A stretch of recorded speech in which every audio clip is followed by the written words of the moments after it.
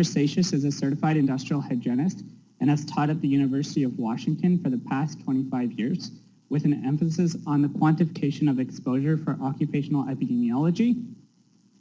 In addition to teaching occupational hygiene courses and maintaining an active research program, Dr. Seixas serves as chief editor of the Annals of Work, Exposures, and Health. Dr. Seixas' current research focuses on organizational factors that may contribute to health disparities, especially among women, immigrants, and other low-wage or vulnerable populations of workers. Let's please welcome Dr. Seixas.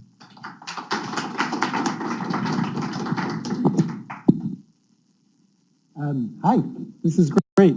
Very nice organization, and I'm very pleased to be here and see a lot of old friends' faces in the room, as well as people that I met just a couple of weeks ago at Cascadia. So let me know, see if I'm okay with the speaking and the mics and everything is working. So I did not prepare a new presentation for you. I'm going to give essentially the same material that I talked about at Cascadia, but I'll do it in a bit different way this time, and really want to hear from you and have a discussion about this topic of precarity and what it means and how we define it and how it informs, or if it informs, the practice of occupational health and safety at all. So I have a couple of just introductory slides, and then I want to enter into a back and forth with you about various questions that I have. So I see this work as part of the evolution of our field in occupational health and safety. And in many ways, this is just a crude sort of outline of the way that I've experienced what our field has done and is doing. So we started out with acute poisonings and trauma in the early days of recognition of industrial injury and disease, and then moved in the States, and I think Canada and elsewhere, into the sort of OSHA phase, or early regulatory phase, where we began to recognize exposures as indicative of certain chronic occupational diseases and, in fact, cancers. Really, the OSHA regulatory apparatus grew up around the prevention of those kinds of injuries and illnesses. Later, I would say, moving into the 90s and into this century, we began to recognize some new, or put more emphasis on some new hazards, like musculoskeletal disease and psychosocial hazards.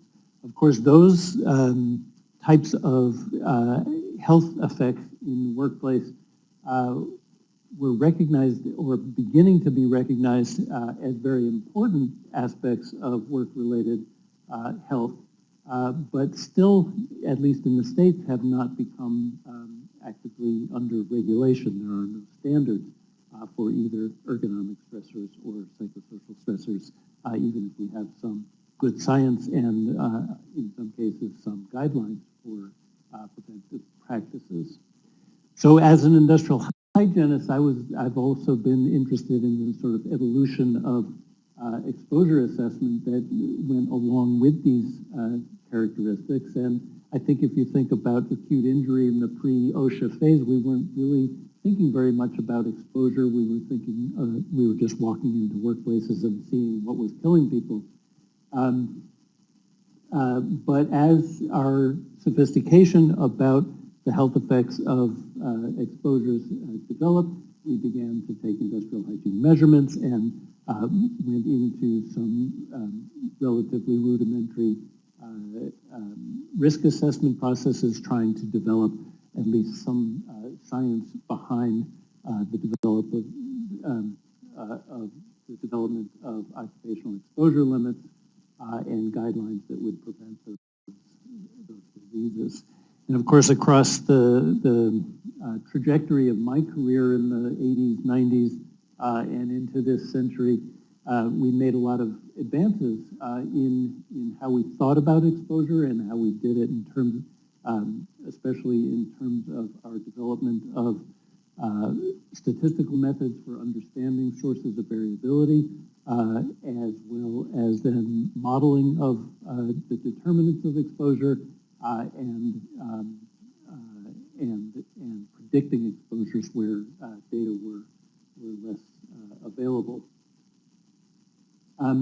As we move more into this late phase, in some ways we're coming back around to the earlier days and thinking more about observational approaches to exposure assessment and using questionnaires, understanding the complexity of work exposures through questionnaires using psychometric scales and other kinds of techniques.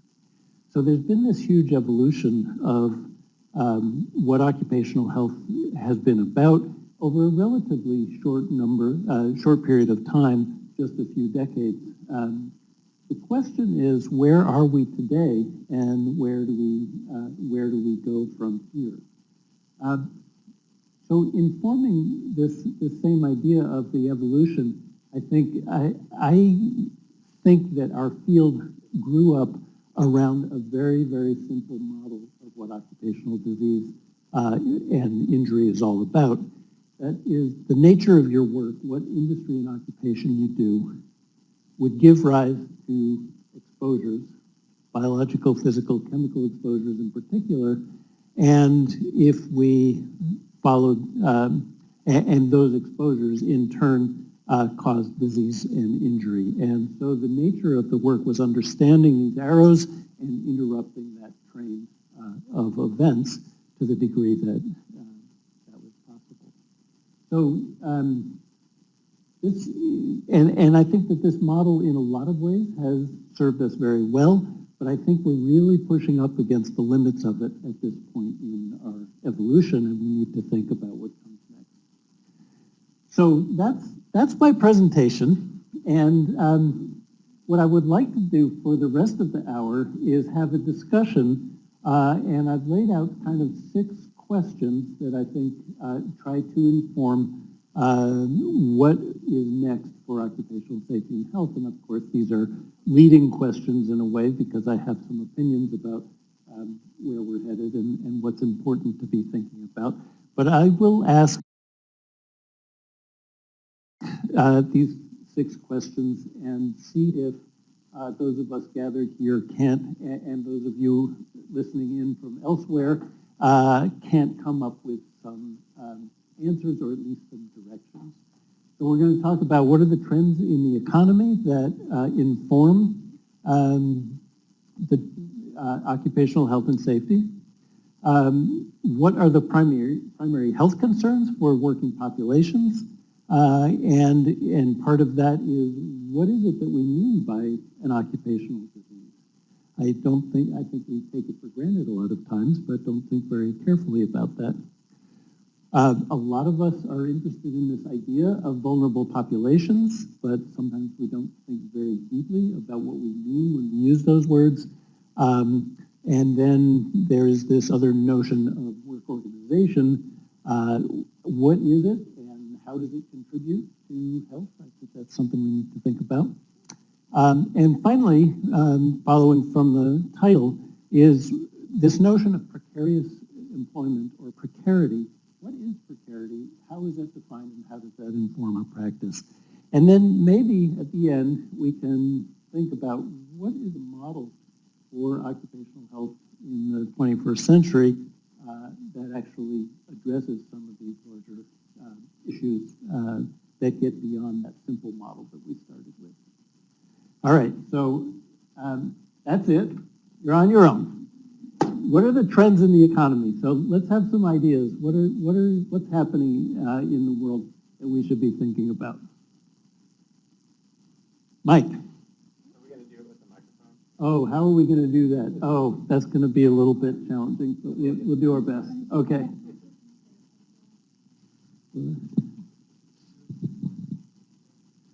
So I was actually going to, maybe it fits here, but I was thinking maybe of another question as well. Oh. But I mean, but maybe it fits with one, is sort of also the aspect of that people are working longer. Longer aging. Aging. Okay. And with more chronic disease while they're working. So Okay. that's sort of an overall trend, which Yep. I think actually It's should very be important. considered. Okay.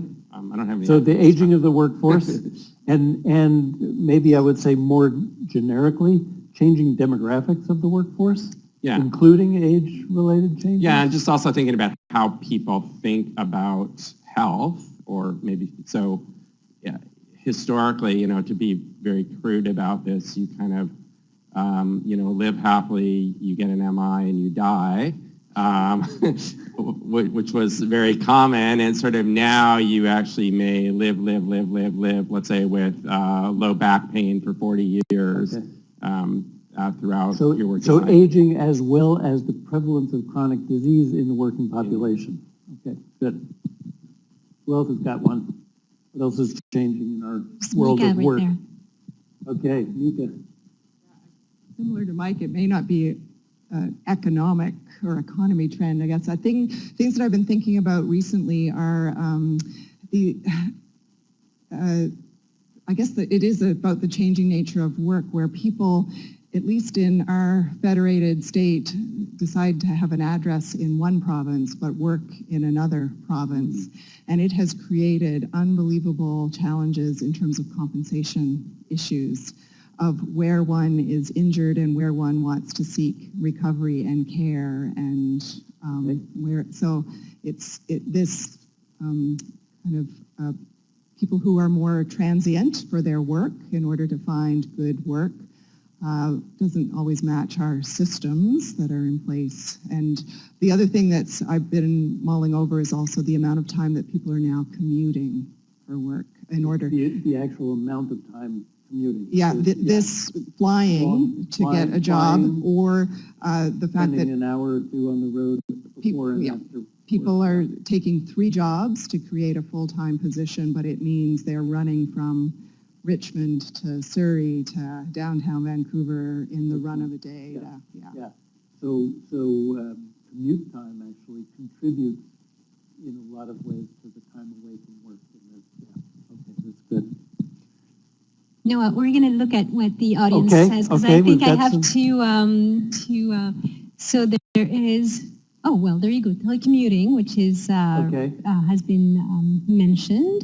And then there's another one is less brick and mortar business. Okay, yeah. And People then, don't necessarily go to work at a fixed work site. Absolutely. They're more transit between jobs, but even within a job, they're more mobile where they do the work and in what setting. Good. there's another comment. Okay. So This a is lot of working food so for far. thought, right? Yeah, exactly. So let's talk about the gig economy, Yeah. right? So people are supplementing their incomes with side gigs, such as Uber or food delivery services. These are jobs that are not specifically trained for. These are jobs that have additional risks because they expose themselves to typical behaviors for much longer, and that's another trend in the economy. So those are great observations.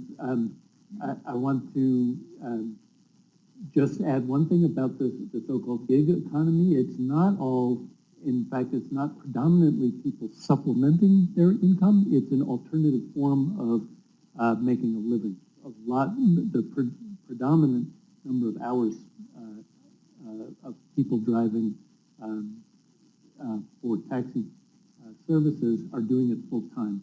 And so it's not just, I think there's this image that it's a supplemental income, which it is for some people, but for others, it's their livelihood. One more back here. We're going to keep, you're going to get lots of exercise. Cardio here. Maybe we get a student to help you. Well, it's for the online people. Yeah. Thanks.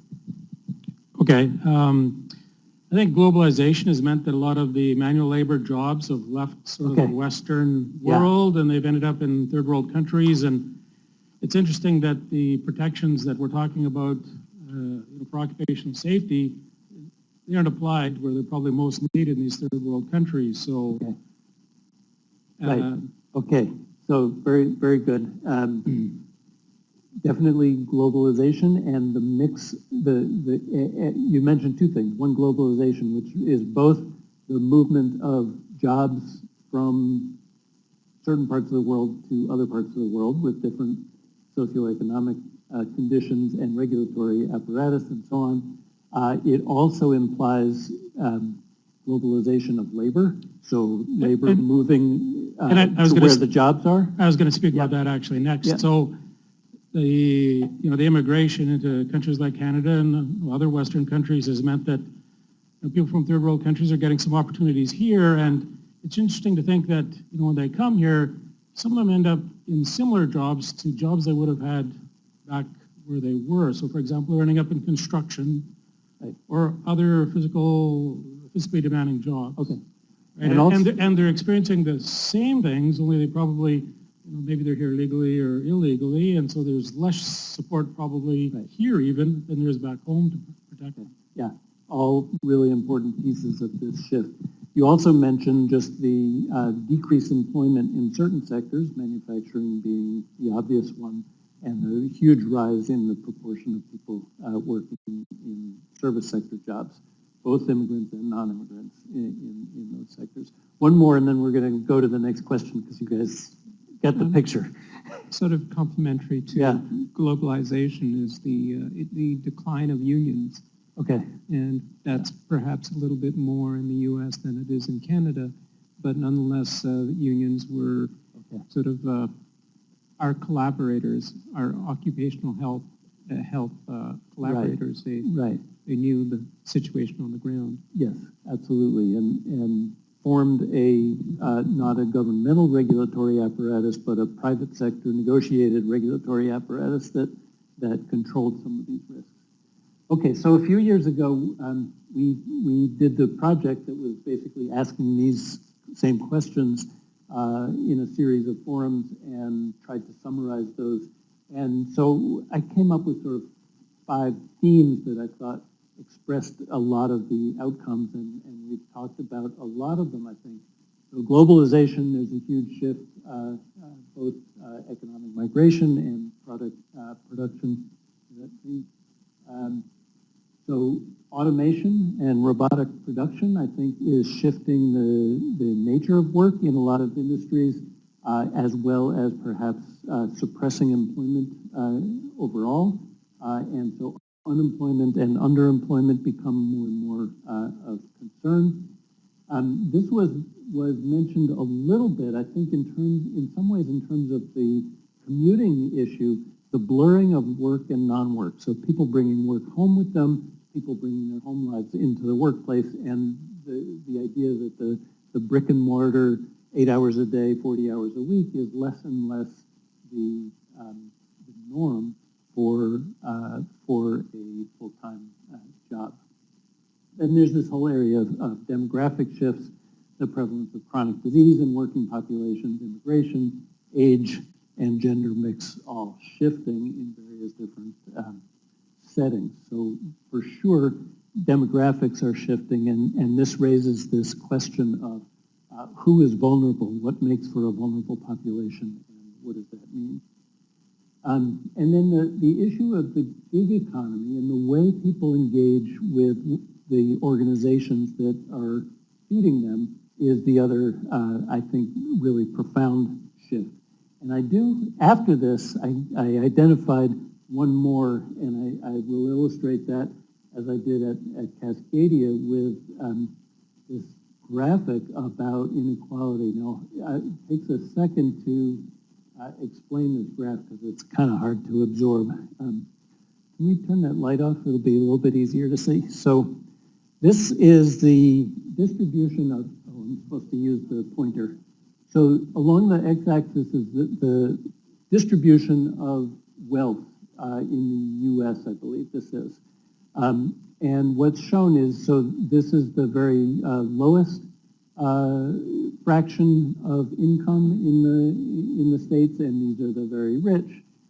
And what's graphed here is the expected income growth over the previous 34 years, and this is for 1981. So essentially, in 1981, those people at the lower end of the income distribution would expect to have their income go up by 3% over a 34-year period, whereas people at the high end wouldn't expect that much growth, half or so of that. But what has happened to that over the since 1981? And so this line is developed for each year and is proceeding. As you get to the 90s, you start to see a sort of shocking shift, mostly at the upper end, but also at the lower end of the income distribution. And I just think that this is an amazing representation of the growth of income inequality as a really important, perhaps driving force of what's happening in the economy, perhaps a consequence of many of the issues that we've already discussed. So poor health is associated with poverty, of course, but also with inequality. So the more inequality there is in an economy, the poorer the health of that population will be, and partly because people's expectations of opportunity and potential are suppressed, and this is depressing to people for some reason. Okay, so these are the macro shifts that I think are happening in the world of work and in our economy, and what are we going to do with those? All right, so what are the primary health concerns for working populations as a result of those things? And what is it that we're actually trying to address in occupational health? What are you all working on? What are the health effects of concern?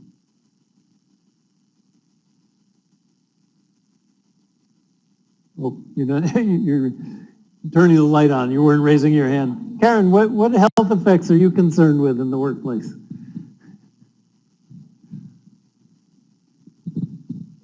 I called on you rather than you raising your hand. Sorry about that.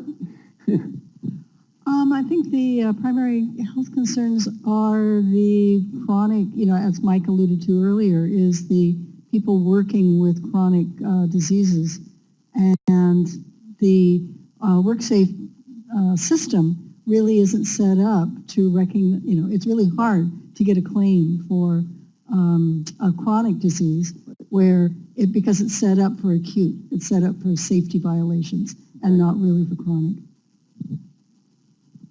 Anybody else want to add to that? I can say what I read quickly okay, before I you've got left some input. So there was... We're really working you hard. Right. Sorry about that. Ergonomics was one point that so was... ergonomics, musculoskeletal injury and conditions is for sure a part of that, at least semi-chronic conditions in the workplace. And there's another really, I think, very important point is the direct and indirect effects of psychosocial stress. Okay. Yeah, which is going to affect a whole variety of chronic conditions, many of which are very prevalent in the population. So stress is really kind of super important now. Yeah. Tied to the chronic disease issue is, I think, episodic conditions, so how we accommodate people with chronic conditions who have an episode of illness who want time off and to return to that kind of accommodation of episodes of disability. I don't think we handle well. Very good. So the interesting thing is that these issues, I think, are,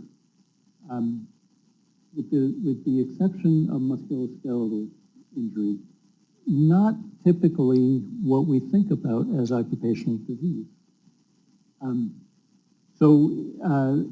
This is just kind of a simple representation that in a lot of ways the injury rate and the fatality rate over the past couple of decades is going down. We're doing a good job, I think, despite all of the limitations of the data sources. we're making good progress for the most part. And a lot of the exposures that we've had, that we've been trained to deal with, have been going down pretty steadily where we've had sufficient data to look at it, about 10% a year on average across various studies of exposure trends. So we're doing pretty well in a lot of ways.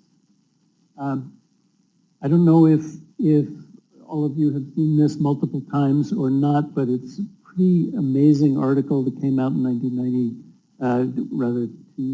a couple of years ago, 2016, looking at fatality rates in different populations. And if you look at U.S. white non-Hispanics in the middle age years, 45 to 54, the fatality rate is actually going up across the last couple of decades. In contrast with France, Germany, U.S. Hispanics, the UK, Canada, Austria, Sweden, all going down quite profoundly. This group of who we would think of as the classic typical white working class male, sorry, these are males and females, but working age people have this increasing death rate. And when they looked more closely at what was causing that, indeed it was not lung cancer that was coming down in this group because of our progress on smoking, but poisoning, suicide, chronic liver disease were all the endpoints that were driving this increase in mortality in the U.S. So what are those diseases? I relate them in pretty generically as diseases of despair. These are these have to do with alcoholism, severe depression, and poisonings, that is, drug overdoses. So the opioid crisis is certainly a part of this. Of course, these are not occupational necessarily, but if you think about what is causing the diseases of despair, including opioid use and abuse, it has to do with things going on in people's working lives. And so there are a lot of things to think about here in terms of the workplace. And we're not talking about subtle disease here, this is mortality. So in general, I think we've been sort of missing the boat in some ways because we've been thinking about injuries at work. We've been thinking about acute illnesses that we've talked about, and a very small number of reasonably rare diseases, asbestosis, silicosis, certain cancers that are directly tied to specific chemicals.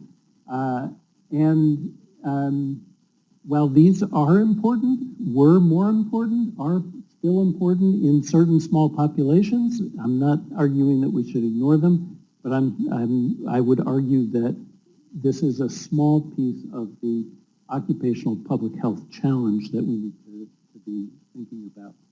Rather, we have a new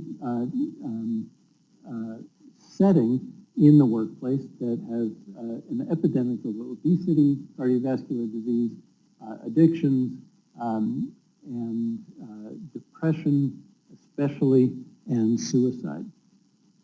So I do like to point out a problem with suicide. Because I was on a panel that was looking at the surveillance of occupational disease and injury, and it was pointed out that there was progress being made in what is called occupational suicide, and that would kind of be in contrast to what we saw in the last slide, with at least in certain demographics, suicide going up quite importantly. And I realized that an occupational suicide is a suicide that occurs at the workplace. And those suicides are not necessarily occupational, right? If somebody is suicidal because of what is going on at work, they're not necessarily going to commit suicide at work. Whereas if they're suicidal because of other life conditions, they easily could commit suicide at work. And so there's a complete lack of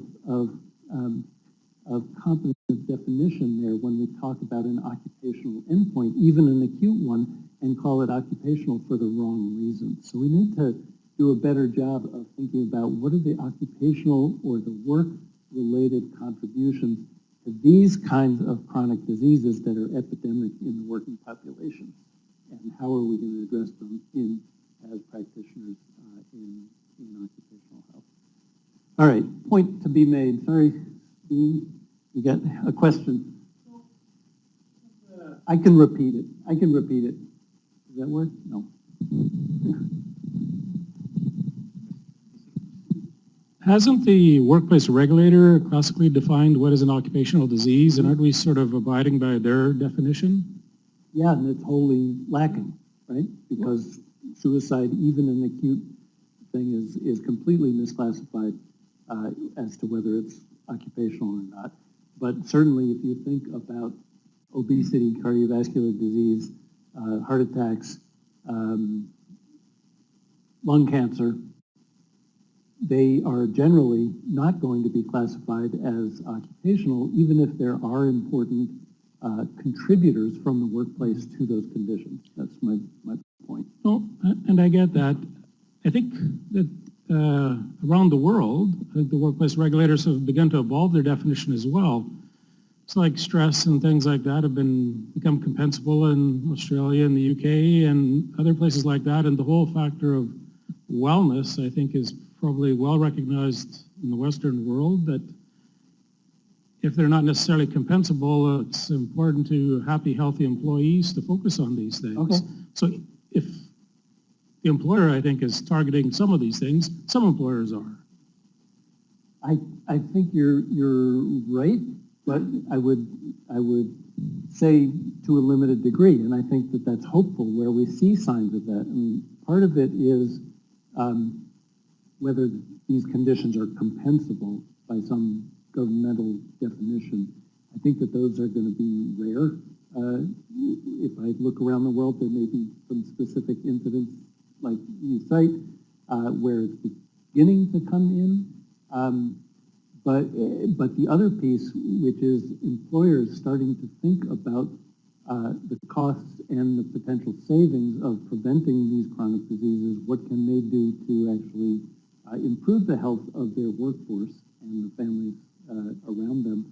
I think that is a huge opportunity and is happening in certain, I wouldn't say industries, but in certain individual companies.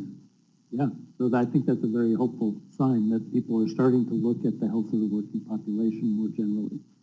And the definitions of the wellness versus occupational health, of course, becomes very slippery and challenging there. Yeah. Good. So what's next? All right, so part of the demographic shift is an increasing focus on vulnerable populations. So how many people here are interested in or do work on vulnerable populations? A few of you. Okay. It's a very kind of attractive area in occupational health these days, I think, partly related to the comment that you made earlier about dangerous jobs being shifted overseas. Well, not all of them are, but some of those dangerous jobs are being done by immigrants here at home. So there's certain populations that are being put at higher risk than others. And I think that gets to this idea of vulnerability. All right, who wants to take a stab at defining vulnerability? Or giving some examples even. I just gave one, which would be immigrants. What's a vulnerable population? Can't be that hard. Go. One of them, I think, is young workers, people who are afraid to speak up because it's like one of their first jobs. They need to make a great impression. Excellent. So something like that is Perfect. one classification. Yep. More.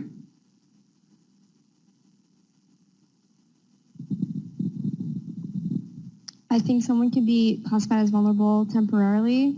So like a young worker, he won't always be vulnerable, right? Because one day he will be a senior worker. But also it can be permanent. Sometimes Well, you can't be people permanently young. No, Sorry about that. Sometimes people classify people with disabilities as vulnerable, but even then it depends of your job. You know, if your disability isn't Okay, disability in your workplace. so without belaboring the point, I think you've both raised what I think are core issues. So they're demographic characteristics like young workers, but they're only vulnerable not because they're young, but because what you said is that they're afraid to speak up. So it has to do with that power dynamic, and that makes someone vulnerable. Not actually their age, it's whether or not they are at reduced power in that relationship that defines their employment. And then you also said it depends, they're not always going to be young. It depends on the context in which they're working. So is this a workplace of young workers, or is it a workplace of older workers using a young person to do something that they don't want to do? So it's contextual as well as relating to the power dynamic. So I think those are the key things I wanted to bring out. Okay, we're going to give a chance to the remote audience. Yeah. There are a few good points here that I wanted to relay. So those who are economically and or socially disadvantaged. Another point would be women could be considered a vulnerable population. Those who are not knowledgeable about the occupational hazards and risks that they are exposed to in the workplace. Okay. And those who have English as a second language. Okay. So again, I think that most of those comments, if I got them right, were kind of demographic classifications. Women, those who don't speak English, right? Economically disadvantaged. Okay, so so again, those things, again, come back to demographic classifications, but only in relation to the social power dynamics that those groups have and the context in which they're working. Yeah, I wanted to make a comment also related to what Mika said earlier, that workers may need to combine jobs more often. So maybe they have 3 jobs to make a living, and that might also be more precarious jobs in which they have maybe less benefits, or that can be also part of a vulnerable population at the workplace. Yeah, so one would ask, why are they having to work multiple jobs? So I think that figures into this whole picture quite a bit. One more? Peace workers. So peace workers, okay, the way in which you get paid. Yeah, absolutely. I mean, there's lots of ways to look at vulnerable people, but how you're being paid and how you're doing your work is classic. Okay, good. Yeah, I agree. So the employment arrangement, it gets to this work organization question that we're going to go to shortly. All right, so I wanted to also add that we're not talking about susceptibility here, which is a biological phenomenon, but a social construct of vulnerability, and that a group can be vulnerable both in society at large and within a specific workplace, and those things are going to overlap, but they're not necessarily going to be exactly the same. I wanted to, so for instance, gender and race discrimination are throughout U.S. society, North American society, but there's specific contextual aspects to that in the workplace that are important. And the example that I'm very involved with at this point is women working in the construction industry. We've got about 3% of the construction trades in the U.S. are women, and so they experience gender discrimination in their lives in general, but bring that into a male-dominated workplace, and it's another sort of order of magnitude of a challenge for them, for all of us. Okay. So this basically just is what we've all just discovered, so I won't go back over that. All right, so this notion of work organization is more and more of interest as well, and it's been 15 years since NIOSH put out a nice monograph that tried to define the organization of work, and you're not supposed to read this, you're supposed to see that it's a long laundry list of characteristics that could be called work organization characteristics, and I think that that's challenging. So when you say work organization, what is it that you mean by work organization? Is it all of these things, or is it certain elements that you think are important? So the idea of how you get paid, for instance, piece rate, hourly, or salary, could be a work organization characteristic that could affect both your economic viability as well as your safety and health at work in various ways. Anybody want to venture into what are the key characteristics that define work organization? What is this something you guys talk about here? I would imagine so. Okay.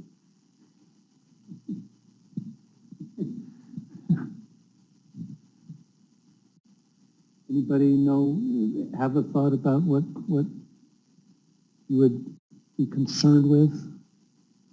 Anybody online have a work organization characteristic that they think is important? Okay, shift work. Both the number of hours and when those hours occur, and how regular those hours are over time, and how predictable they are. Very important piece of managing one's both economic and social and family life is to be able to predict when you're going to be at work and when you're not. I'll throw in one. Okay, go, Mike.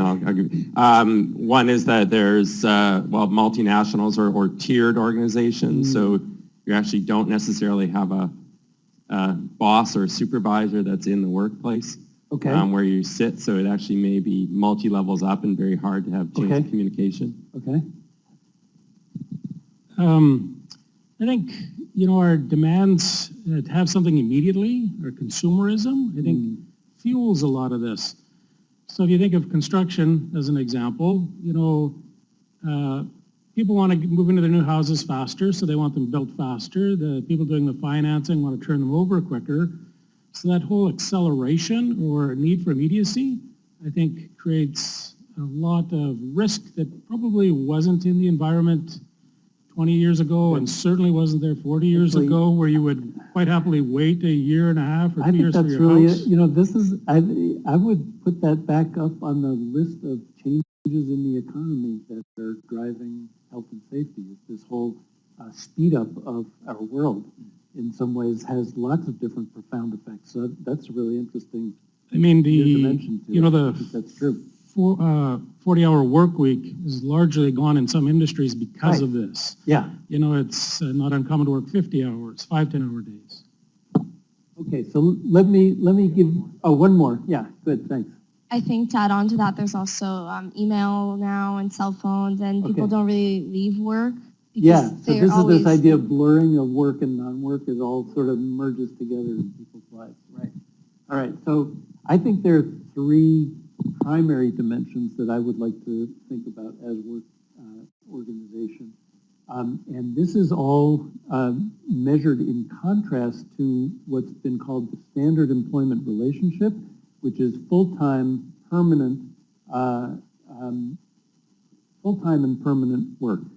So job insecurity is a increasingly big part of the work world, and full-time work is less and less. So these numbers, if you care to examine them, will show you that there's an increase over the last decade or so of non-standard employment relations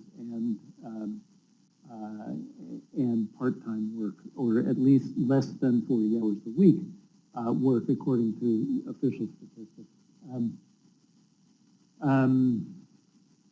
So these two components, I think, are very crucial parts of the changing economy that affect people's health. You can also start to think about, though, that whether or not these different forms of work, these alternate non-standard employment relationships, are have a negative health impact, has to do a little bit with who that person is. Somebody might really like to work part-time. Somebody might like to work multiple jobs. Somebody might like to work because it increases their flexibility. Somebody might not, might want to spend a certain amount of time being an artist or a musician and only want to work less than full-time because they have other aspirations and that fits with their job. Nevertheless, for most of us, full-time work based on about a 40-hour work week is important.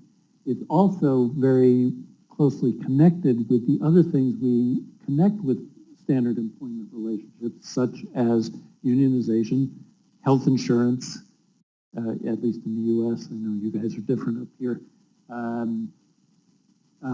Pensions, what are you going to do after you stop working?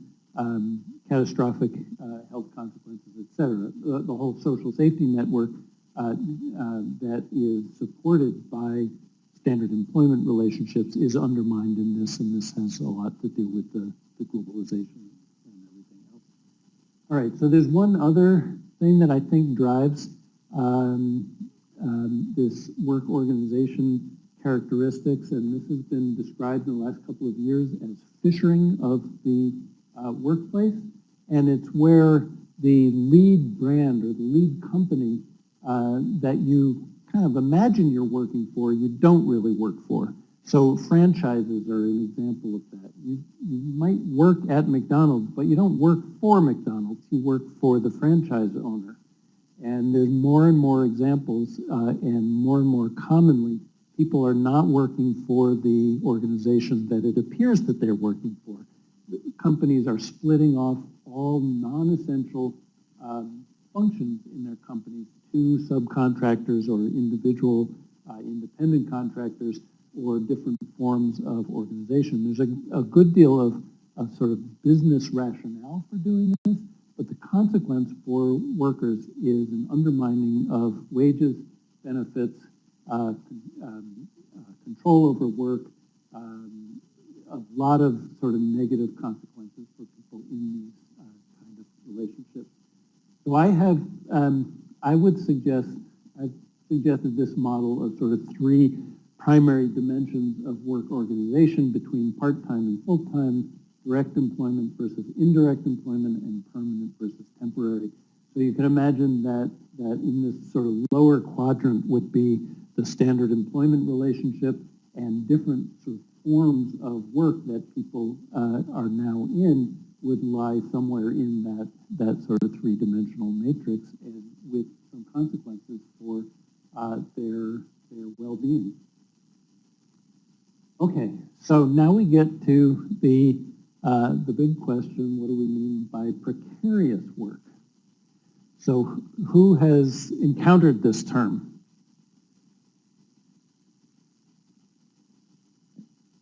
I know more of you have because it's out there now.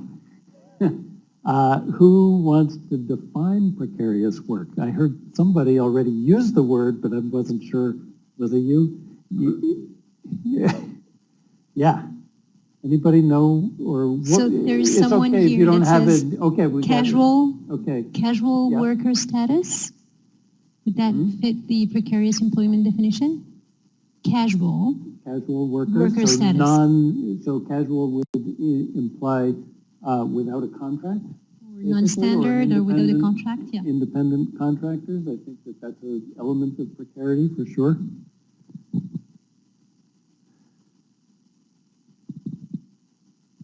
This is more of a best guess, but from my understanding, a lot of precarious employment means that it's work that doesn't have the sort of either benefits or the protection or the assurance of sort of long-term work as seen in a typical 9-to-5. Yeah, good. So stability, benefits, organizational support structures, I think, is a really important piece of it. Yeah.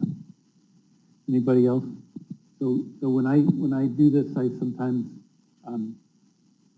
show these couple of pictures.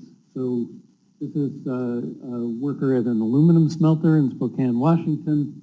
That's molten aluminum with fluoride and hydrogen fluoride and sulfur dioxide and various other noxious agents coming out of there. It's obviously very hot, and it's on right beneath the surface where he's working. He has to poke into that hot molten aluminum to keep it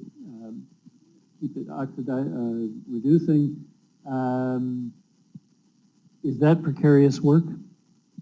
And I would contend that this might be what people think of precarious work, but to me it's not. This is dangerous work, but it's not precarious because of that idea that you just suggested, which is that it has a huge corporation who employs this person, who trains them, gives them the equipment, is watching to make sure that the way it's done is safe, has trained them on use of respiratory protection equipment and other protection measures here, is capable of shutting it down. If he does get injured, there's a medical support available. He's got full-time work with benefits and a pension.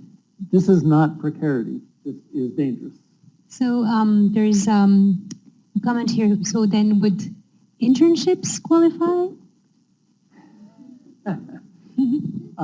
Internships. Yeah, sure, right? Why, though?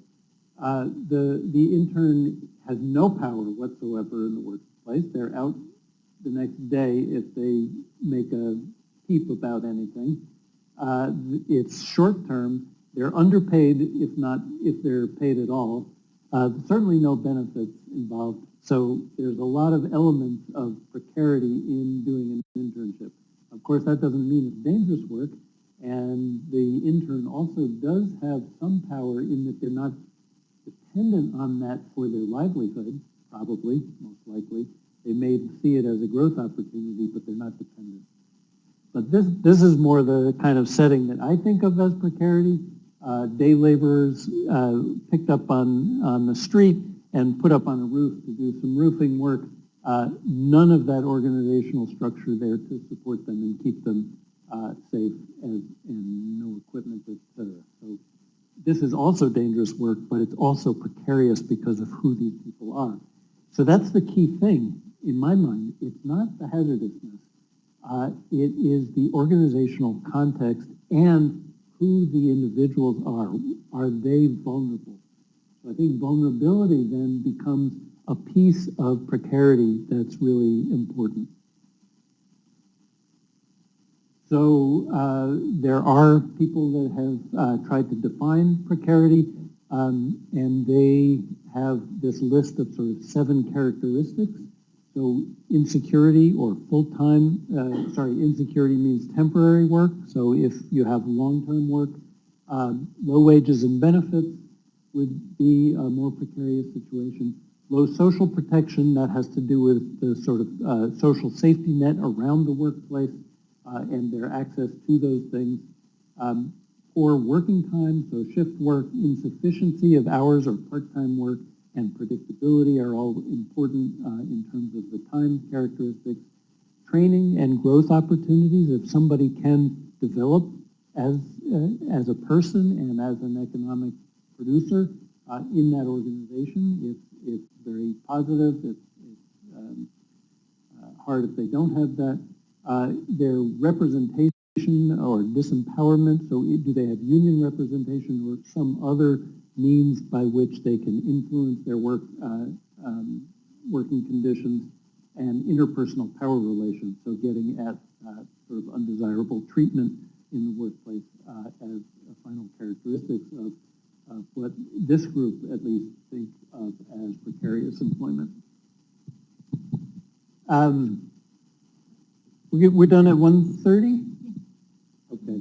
So there are a variety of ways of getting at precarity, and I guess I will just sort of mention them and then we can move on.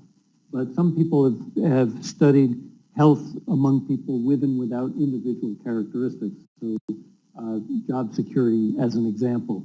People with less job security have poorer health for obvious reasons. Multivariable attributes, so you can take a whole list of characteristics and regress those on health outcomes in some way and see which ones are associated, but it's not a very coherent concept of precarity. And then there's, one might develop a scale. So there's the EPRIS scale that takes those 7, actually only 6 or 5 of them, and sums them up into an overall scale of precarity and looks at who is in precarious jobs and what are their health effects or health status.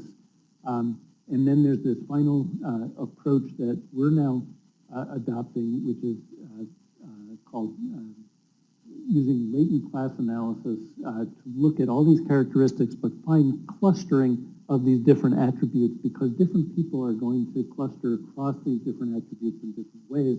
So you can define sort of different typologies of work that define, I think, sort of types of employment characteristics. So I'm not going to go into that anymore, but I thought I would sort of summarize this in my current sort of working conception of precarious employment. So I think we have work arrangement or work organization characteristics, which has to do with security, job security, sufficiency of hours, and the fishing or direct employment concept. And then we have this group of sort of relational characteristics, which has to do with salary and benefits, individual and collective power in the workplace, information and training, advancement and opportunity, and social relations within the workplace. So these are all sort of closely related to psychosocial characteristics, but some of them are really very concrete structural things that are or are not present in a particular work setting. So then I would combine those two, the work arrangement and relational characteristics, into this construct of employment quality.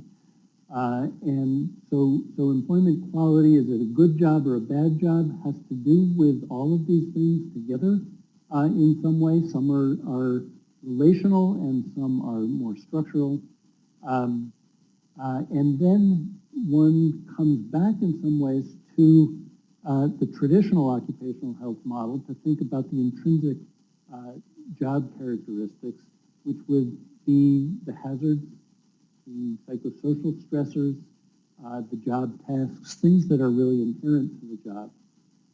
And thinking about those things, I would then posit that precarity really is employment quality, both the work arrangement and relational characteristics, interacting with the individual's social context or their vulnerability.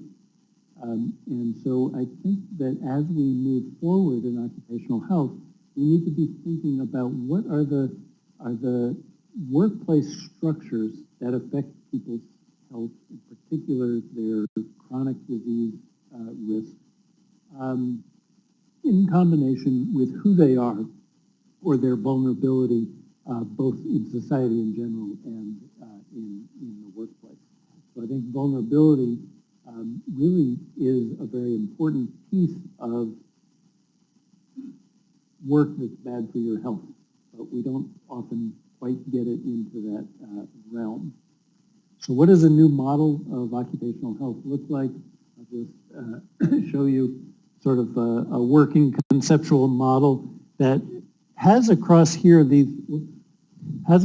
those first 3 boxes: industry and occupation, work content, giving rise to physical and chemical exposures, and physical and mental health outcomes.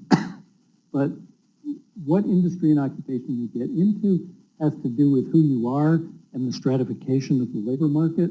Certain people have access to certain kinds of work that others don't.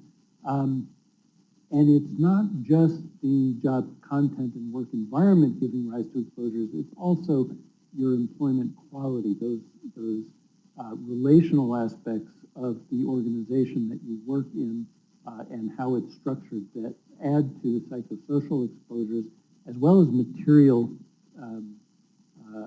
resources or deprivations, all of which are going to contribute to the health status of the working population. Now, just thinking about that might be feasible to think about a sort of epidemiologic risk model, but it also gives rise to the opportunity for intervention and improvement. And I think in two ways. Government policies can really inform how these things are structured. And in Seattle, we're experimenting with things like secure scheduling, so people need to know what their work schedule is going to be, the increase in minimum wage, paid sick leave. These are all kind of new advances in the U.S. economy, and our governmental policies that I think should have direct impacts on the health of working populations. But there are also things that employers can develop, and I think there's good reason that employers should develop some programs or policies to try to improve both the job content, reduce the exposures, but the employment quality, those relational aspects between workers and their employers is similarly important and could really affect health and as a consequence improve the enterprise viability as well. So I'll leave it at that. Thank you very much. Thanks for all your help in answering the questions. Thank you for coming. Thank you for being amongst us, and this was a highly stimulating presentation, so thank you. Appreciate it.